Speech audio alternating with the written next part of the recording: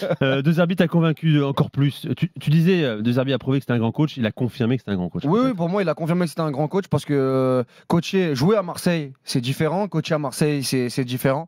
Et après, tout ce qui s'est passé après Auxerre, où il y avait quand même des premières zones de turbulence, des vraies zones de turbulence, après cette défaite 3-0 calamiteuse, on pouvait se poser la question si De Zerbi, après sa conférence de presse et notamment sa déclaration forte, s'il pouvait redresser l'Olympique de Marseille, s'il pouvait s'adapter à la Ligue 1, s'il pouvait trouver les solutions.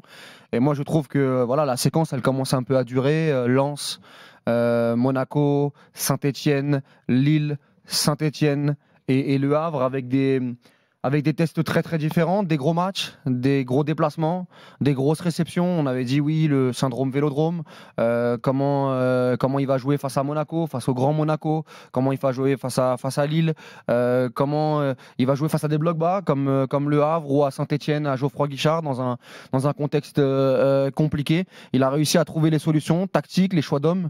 Je trouve aussi, tu l'as dit dans ton introduction, le fait de ressouder l'équipe, le côté commando, notamment avant les rencontres, d'essayer de souder cette équipe pour qu'elle se connaisse de mieux en mieux.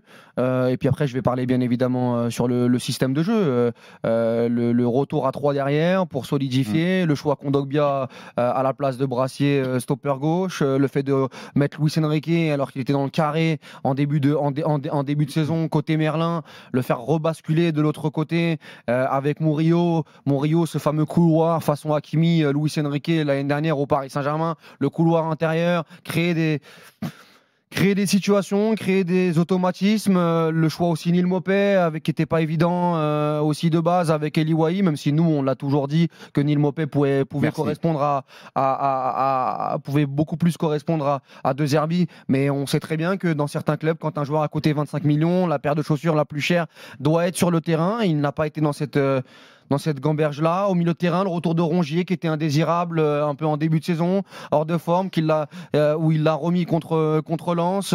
Au milieu de terrain, la réadaptation aussi de Rabiot, on pouvait imaginer plus haut, où on pouvait imaginer qu'il allait jouer beaucoup plus bas. Voilà, tout ça, pour moi, c'est Roberto De Zerbi et je vois une équipe qui progresse, je vois une vraie patte et je voulais lui dresser un gros coup de chapeau. Alors, bien évidemment que pour l'instant, il n'y a pas la Ligue des Champions, il y a un match par semaine, il y a encore des choses et une exigence qu'on doit avoir avec De Zerbi. Mais cette période-là, moi, je l'attendais au tournant parce qu'elle aurait pu être très, très compliquée si elle s'était moins bien passée et je voulais lui dresser un grand coup de chapeau. En 4 matchs, après avoir beaucoup essayé, changé de système, utilisé beaucoup de joueurs, là sur les 4 derniers matchs, il a utilisé 13 titulaires. Ça bouge plus. Hein. Et c'était 2 joueurs qui pallient à des blessures et à une maladie, quoi. C'est Cornelius et Nadir au dernier match. Sinon, le 11 n'a plus bougé, quoi. Donc je pense qu'il a renoncé à son 4-2-3-1 de Brighton. Bon, déjà, il n'avait pas les mêmes joueurs. Et qu'il a bien compris que les équipes trouvaient la parade assez facilement, même si c'était tôt dans son passage à Marseille. Je suis vraiment assez d'accord avec Walid. Ce système me plaît énormément, et notamment l'inspiration qu'il a eue avec Adrien Rabiot, qui honnêtement coulait pas de source pour le coup. De toute façon, c'est à quoi on reconnaît les grands coachs, vous l'avez résumé. L'adaptation, il a su justement, les mecs qui restent dogmatiques, qui finissent par mourir avec ses principes, c'est finir au chômage avec tes principes, mais en effet, il a su s'adapter. Et l'innovation, vous le dites, avec un Rabiot, on sait qu'il a toujours été à l'aise par rapport aux d'autres joueurs de son poste devant, mais encore fallait-il, parce qu'il a quand même du monde devant qui pourrait prétendre à la place qu'occupe Rabiot dans ce système. Jonathan Rowe notamment, qui a été acheté pas mal. Des mecs qui n'ont pas forcément déçu. De 4 offensifs en début de saison, il est passé à 2 et 1 qui est piston. 2 et un milieu qui joue plus haut. Et puis voilà, il s'est mis quand même. Je pense que la séquence où il fait cette sortie en disant si c'est moi le problème, je partirai, disait vraiment quelque chose de ce que tu rappelais, le fameux contexte marseillais, et qu'il a pris très cher, je pense, lui, psychologiquement, en ce début de saison. Parce que pour en arriver à dire ça aussitôt dans la saison, c'est que tu en prends plein la tronche dans tous les sens et que tout De Zerbi que tu es, tu n'étais pas préparé à ça. Donc il a su être résilient, opiniâtre, s'adapter, innover et, j'en reviens toujours à ça, gagner quand même le pari qu'il a fait sur Greenwood en début de saison, parce que, encore une fois, maintenant, ça y est, c'est une des stars, un des phares de notre Ligue 1. Il a fait un choix avec Greenwood aussi. Le transformer. Il a délaissé des tâches défensives. Souviens-toi, dans le Classico, il le sort pour lui faire comprendre tout ça. Oui, d'accord, mais bon, pareil. Dans le Classique, tu peux difficilement délester quiconque de tâches défensives. Oui, bien entendu, mais encore une fois, tu peux mettre des soufflons. Quand tu lui dis c'est bon, tu peux mettre le manteau, tu ressors pas pour la seconde période. Bon, ben voilà, quand c'est le joueur qui t'a déjà apporté tout ça en début de saison, je pense que c'est aussi, là aussi, la marque. J'ai oublié la progression de Luis Enrique aussi, qui est quand même bluffante dans deux contextes très différents.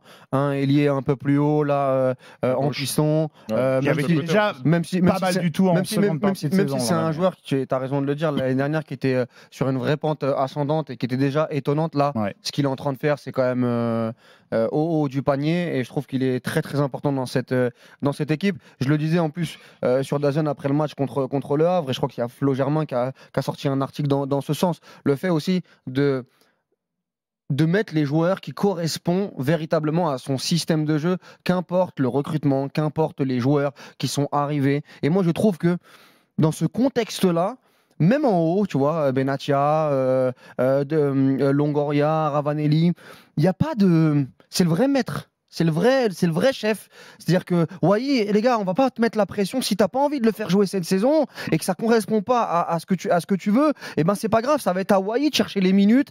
Et là, on l'a vu, il a fait rentrer 30 minutes pour essayer de lui donner des mots de tête pour inverser le cours des choses. Mais si c'est Mopé qui doit faire toute la saison, on avait pris Mopé un peu aussi en bac pour se dire si Wai ça fonctionne pas, il pourra être là pour lui souffler dans la nuque.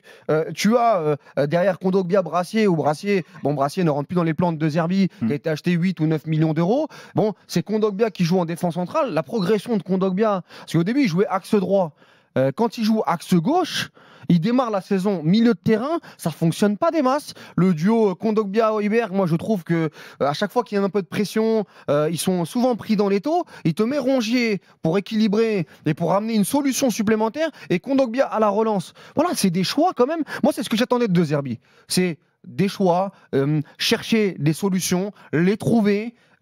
Aussi mettre un côté stimulant, stimuler ton équipe et ton groupe.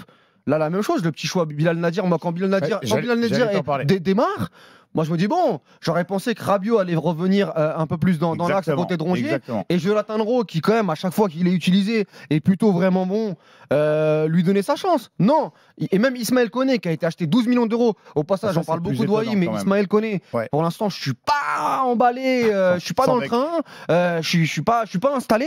Et ben, il te met Bilal Nadir, qui avait été bon contre Lens. Ok, tu vas jouer. Et Bilal Nadir, il lui rend la confiance sur le terrain. Moi, je vois en plus un groupe qui, à chaque fois qu'il y a un but de l'OM, oui, mais c'est ça mais à chaque fois qu'il y a un but de l'OM, les mecs, ils vont le voir.